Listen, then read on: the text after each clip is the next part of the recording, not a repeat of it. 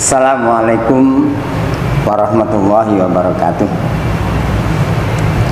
Alhamdulillah, puji syukur kita panjatkan kehadirat Allah di pagi hari ini. Kita bisa berjumpa lewat udara, dan kali ini kita akan membicarakan tentang kemuhammadiyahan.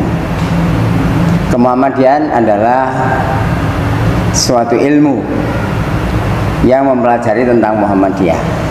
Makanya ini termasuk salah satu mata pelajaran yang diajarkan di sekolah Muhammadiyah, mulai dari tingkat SD, SMP, SMA, bahkan di perguruan tinggi, utamanya di semester pertama untuk perguruan tinggi.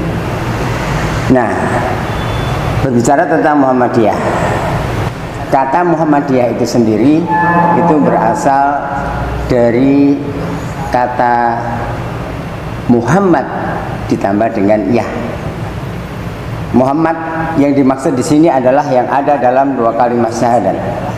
Kita semua orang Islam ketika menyatakan diri sebagai orang Muslim mengucapkan dua kalimat syahadat, asyhadu an la ilaha illallah wa asyhadu anna muhammadar rasulullah. Nah, Muhammad yang dimaksud adalah Muhammad yang ada dalam syahadat itu, yaitu Rasul terakhir, yaitu Nabi Muhammad SAW. Sedangkan Yah itu adalah merupakan ya nisbah, yang merupakan tambahan yang jika digabung dengan kata Muhammad maka secara utuh diartikan pengikut Nabi Muhammad. Maka sesungguhnya Muhammadiyah itu adalah pengikut Nabi Muhammad. Siapapun orangnya yang mengikuti Nabi Muhammad SAW itu bisa disebut Muhammadiyah, walaupun dia tidak masuk dalam organisasi Muhammadiyah. Kemudian kata Muhammadiyah atau organisasi Muhammadiyah ini, kalau diambil secara utuh, kata Muhammadiyah itu merupakan secara pengertian gerakan Islam, dakwah amar ma'ruf nahi mungkar, berakidah Islam, bersumber pada Al-Quran dan As-Sunnah. Didirikan oleh Kiai Haji Ahmad Dahlan pada tanggal 8 Dzulhijjah 1330 Hijriah, atau bertepatan dengan 18 November 1912 Miladiyah di Yogyakarta. Latar belakang didirikannya Muhammadiyah, Kiai Haji Ahmad Dahlan yang sejak kecil sudah menampakkan kecerdasannya, baik kecerdasan IQ maupun kecerdasan emosionalnya, itu kepedulian terhadap agama Islam atau ajaran Islam itu sudah ada di dalam dirinya. Dan Kiai Dahlan secara pendidikan diawali dengan pendidikan Al-Quran yang diajarkan oleh ayahnya sendiri, yaitu Kiai Haji Abu Bakar, yang menjadi salah satu khotib di Keraton Yogyakarta, yaitu Kiai Haji Abu Bakar. Nah, Kiai Haji Ahmad Dahlan melihat bahwa pelaksanaan ajaran Islam di Indonesia itu masih jauh dari Al-Quran dan As-Sunnah yang dipahaminya. Ini terutama nampak jelas setelah Kiai Haji Ahmad Dahlan melaksanakan haji yang kedua dan sempat bermukim beberapa tahun di kota suci Makkah, sehingga melihat kok ajaran Islam di Indonesia pelaksanaannya begini, berbeda dengan yang ada sebenarnya di dalam Al-Quran dan As-Sunnah. Kemudian yang kedua, Kiai Dahlan berpendapat bahwa untuk melaksanakan ajaran Islam sesuai tuntunan Rasulullah SAW itu harus dilaksanakan bersama-sama dengan sistem organisasi, sebagaimana yang diarahkan oleh Allah Subhanahu wa Ta'ala di dalam surat Ali Imran ayat 104. A'udzubillahi minasyaitonir rajim. Wal takum minkum ummati yad'una ilal khair wa ya'muruna bil ma'ruf wa yanhauna 'anil munkar wa ulaika humul muflihun. Hendaklah ada dari kamu suatu golongan, kelompok umat, kelompok manusia yang melaksanakan dakwah kepada al-khair, yang dimaksud adalah al-Islam, kemudian melakukan, mengajak kepada yang ma'ruf dan mencegah dari yang mungkar. Mereka-mereka itulah yang nanti akan berbahagia. Itu faktor intern yang ada di dalam diri Kiai Haji Ahmad Dahlan. Kemudian faktor ekstern, bahwa di awal abad ke-20 itu muncul mujaddidun, pemikir Islam seperti Jamaluddin Al-Afghani, Muhammad Abduh, Rasid Ridho dan lain-lain sebagainya, yang membangkitkan kesadaran umat Islam untuk memahami agama Islam dari sumber aslinya. Umat Islam harus bangkit dan ajaran Islam harus ditegakkan dengan perjuangan yang gigih dan kompak dengan tertib organisasi. Nah, maka dari itu Kiai Haji Ahmad Dahlan mendirikan organisasi yang namanya Muhammadiyah itu untuk melaksanakan ajaran Islam. Nah, Muhammadiyah mempunyai 3 identitas. Yang pertama adalah sebagai gerakan Islam, yang kedua adalah sebagai gerakan dakwah amar ma'ruf nahi mungkar, yang ketiga adalah sebagai gerakan tajdid atau pembaharuan. Pembaharuan yang dimaksud di sini adalah pembaharuan pemikiran. Bagaimana orang memahami ajaran Islam itu dengan pemikiran yang cerdas. Kemudian Muhammadiyah didirikan itu mempunyai maksud dan tujuan. Maksud dan tujuan itu di dalam ADART dinyatakan bahwa maksud dan tujuan Muhammadiyah adalah menegakkan dan menjunjung tinggi agama Islam sehingga terwujud masyarakat Islam yang sebenar-benarnya. Menegakkan artinya Islam ini ditegakkan biar tidak condong, biar tidak roboh. Kemudian dijunjung tinggi, maksudnya dilebihkan, dihargai lebih ajaran Islam itu, sehingga kalau umat Islam itu menegakkan dan menjunjung tinggi agama Islam dan melaksanakan ajaran Islam dengan sebaik-baiknya, insya Allah akan terwujud masyarakat Islam yang sebenar-benarnya.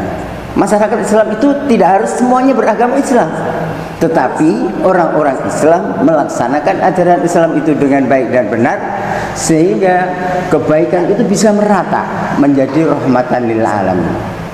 Nah, maka dari itu sudah jelas bahwa visi Muhammadiyah secara aktif melaksanakan dakwah Islam amar ma'ruf nahi mungkar di segala bidang, sehingga menjadi rahmatan lil alamin Islam itu.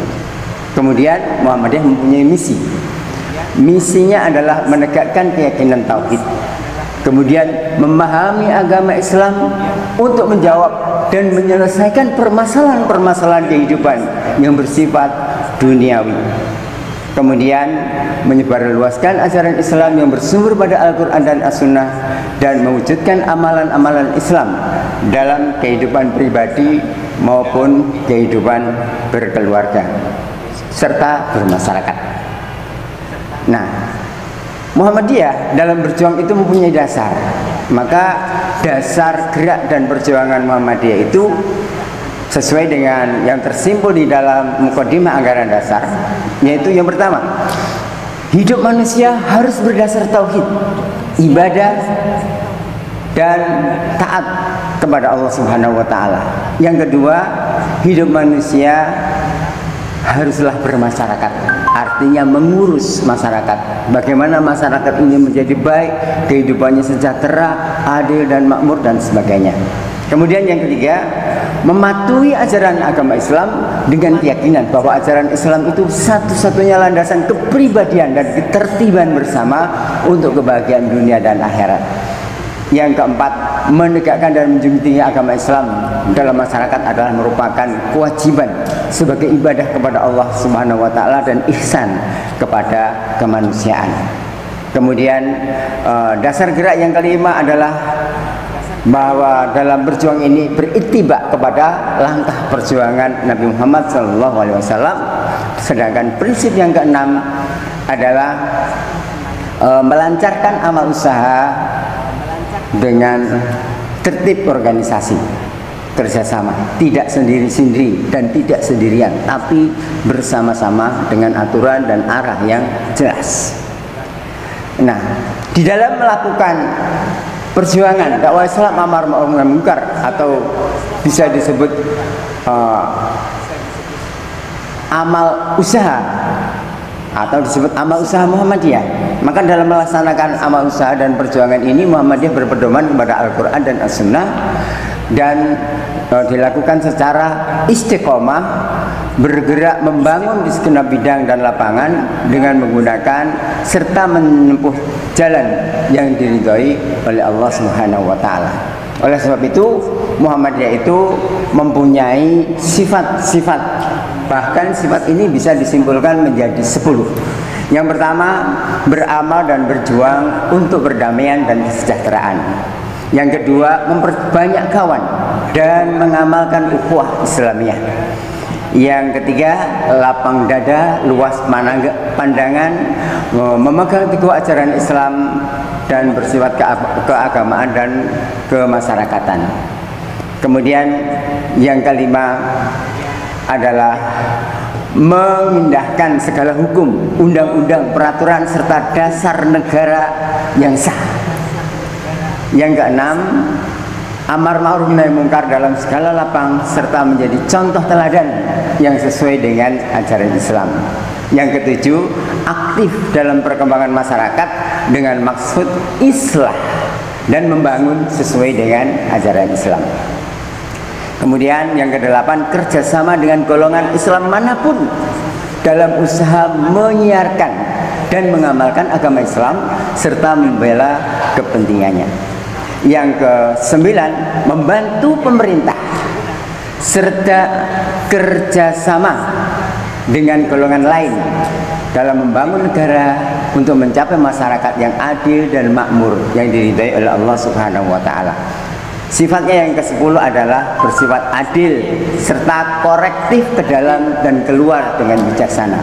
Jadi Muhammadiyah tidak merasa paling benar, tapi selalu mengoreksi, sudah benarkah, sudah sesuaikah dengan ajaran Islam itu.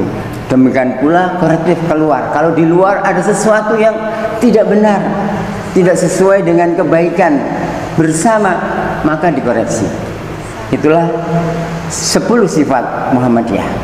Nah, kemudian Muhammadiyah dalam memahami agama ini mempunyai pemahaman yang khusus. Yang pertama, Muhammadiyah itu adalah gerakan Islam. Kemudian Islam itu adalah agama Allah yang diwahyukan kepada para rasulnya sebagai hidayah dan rahmat Allah untuk umat manusia sebagai hamba dan khalifahnya di muka bumi. Yang ketiga, Muhammadiyah dalam mengamalkan Islam berdasarkan Al-Quran dan Sunnah Rasul dengan menggunakan akal pikiran yang sesuai dengan jiwa ajaran Islam itu sendiri. Kemudian yang keempat, ajaran Islam yang difahami oleh Muhammadiyah itu meliputi akidah, kemudian akhlak, ibadah, dan muamalah duniawiyah. Itu ajaran Islam secara lengkap.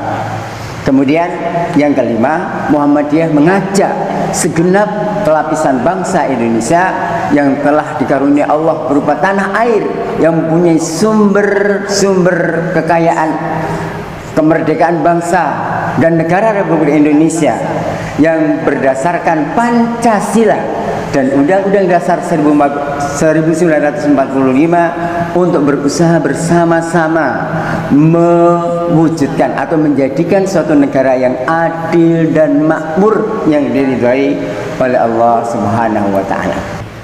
Yang kelima, Muhammadiyah mengajak segenap lapisan bangsa Indonesia yang telah mendapat karunia Allah berupa tanah air yang mempunyai sumber-sumber kekayaan, kemerdekaan bangsa dan negara Republik Indonesia yang berdasarkan Pancasila dan Undang-Undang Dasar 1945 untuk berusaha bersama-sama menjadikan suatu negara yang adil dan makmur yang diridhai Allah Subhanahu wa taala. Nah, untuk melancarkan semuanya itu tadi Muhammadiyah sudah menggunakan organisasi, dan susunan organisasi dalam Muhammadiyah itu yang paling ujung adalah ranting. Ini adalah merupakan kesatuan anggota dalam satu tempat atau kawasan, yang di atasnya adalah cabang, ialah kesatuan ranting dalam satu tempat, kemudian daerah, kesatuan cabang dalam satu kota atau kabupaten, kemudian wilayah merupakan kesatuan daerah dalam satu provinsi, dan pusat adalah kesatuan wilayah-wilayah di satu negara. Kemudian selain susunan vertikal, ada unsur pembantu pimpinan yang disebut dengan majelis dan lembaga. Majelis ini merupakan unsur pembantu pimpinan yang menjalankan sebagian tugas pokok Muhammadiyah, dan lembaga adalah unsur pembantu pimpinan yang menjalankan tugas pendukung Muhammadiyah. Nah, di samping itu ada organisasi otonom. Organisasi otonom adalah suatu organisasi dalam Muhammadiyah yang memiliki wewenang untuk mengatur rumah tangganya sendiri, kemudian dengan bimbingan dan pembinaan oleh pimpinan Muhammadiyah. Dan organisasi otonom dibentuk oleh Muhammadiyah guna membina warga Muhammadiyah. Organisasi otonom ini terdiri atas organisasi otonom khusus dan otonom umum. Nah, organisasi otonom umum, organisasi yang anggotanya belum seluruhnya merupakan warga Muhammadiyah. Kemudian yang terakhir adalah lambang dan bendera Muhammadiyah. Lambang Muhammadiyah berupa matahari, gambar matahari bersinar 12 dengan syahadat 2 melingkar. Pada dasar berwarna hijau, itu untuk benderanya. Sedangkan di tengah-tengahnya adalah bertulisan Muhammadiyah. Nah, kemudian kalau kita perhatikan ortum-ortum yang ada dalam Muhammadiyah itu ada Aisyah, ada Hizbul Waton, ada Nasihatul Aisyah, ada Pemuda Muhammadiyah, ada IPM, ada IMM, dan ada juga yang namanya Tapak Suci. Inilah organisasi otonom yang ada di dalam Muhammadiyah. Hadirin anak-anak sekalian yang saya cintai, kalau ingin mengenal Pak Marwah, namanya adalah Marwah AS MPDI, kemudian lahir di Klaten 27 Februari 1959, pekerjaan guru, alamat KTP di Buntaran, tinggal di Beringin Harapan Baru nomor 7. Riwayat pendidikan, saya tempuh SD negeri, siangnya madrasah diniyah selama 6 tahun di Klaten, Jawa Tengah. Kemudian berlanjut Muallim Muhammadiyah Yogyakarta 6 tahun, D1 atau Diploma Kemuhammadiyahan di Universitas Muhammadiyah Surabaya. Kemudian S1 Pendidikan Agama Islam Tarbiyah IAIN Sunan Ampel Surabaya, dan S2 Studi Islam di Universitas Muhammadiyah. Lewat organisasi ketika sekolah kami aktif di SKM Sinar Muhammadiyah di Muallimun Muhammadiyah dan juga PI.